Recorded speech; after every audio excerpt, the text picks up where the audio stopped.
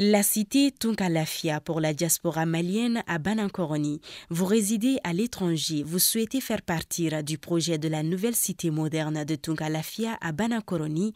Envoyez rapidement votre demande de réservation par WhatsApp au 00336 41 94 03 80 ou au 00336 77 83 04 14. La cité moderne Tunkalafia sera composée d'une vingtaine de maisons individuelles sur des parcelles de 300 mètres carrés, des appartements, des espaces verts, des aires de jeu pour enfants, salles de sport, etc. Le tout sur 1 hectare de terrain clôturé.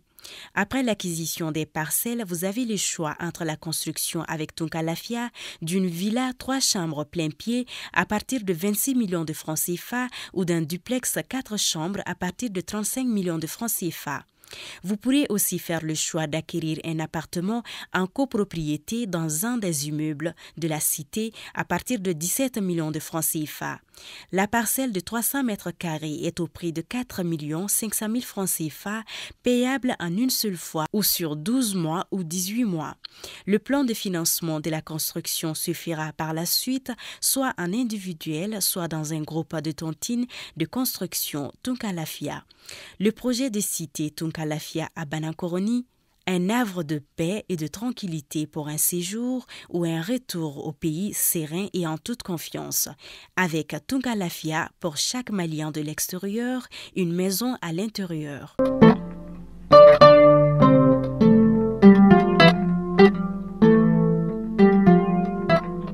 Jeudi 1er décembre 2022. Bonjour à tous, bonjour à toutes. Bienvenue dans ces flashs d'informations.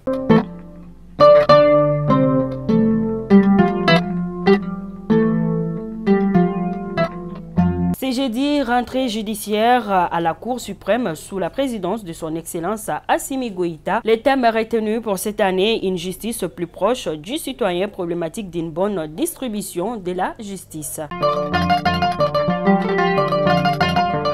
Nous restons toujours dans le cadre de la rentrée judiciaire qui se fera aujourd'hui sans les magistrats. En effet, le président de la Cour suprême a invité les professeurs et les étudiants de la faculté de droit privé FDPRI à prendre part à la cérémonie.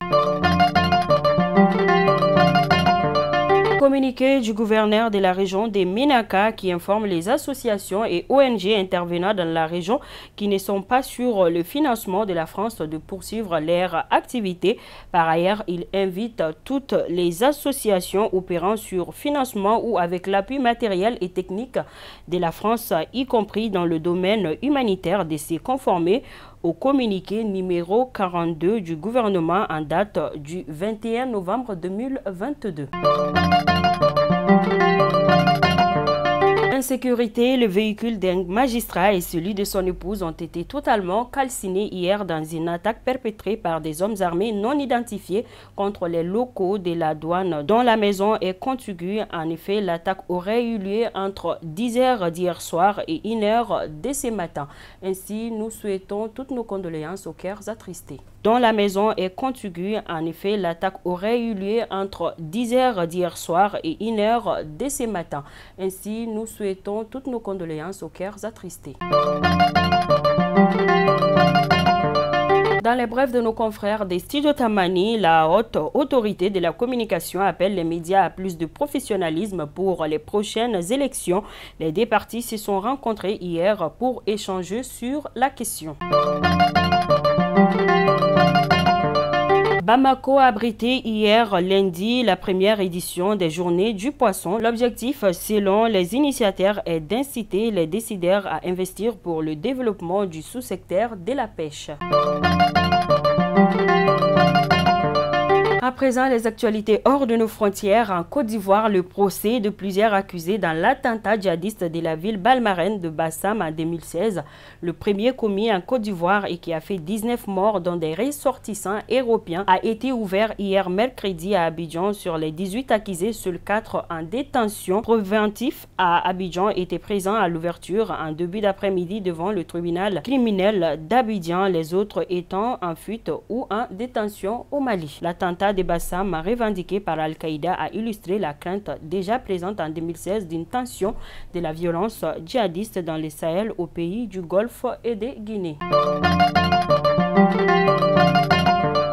Fidèle abonné de Mbalikouna Foni, c'est donc tout pour ces flashs d'informations. Je vous donne rendez-vous demain pour une autre édition. D'ici là, portez-vous bien, que Dieu bénisse les Maliens, qu'il protège nos femmes. Merci.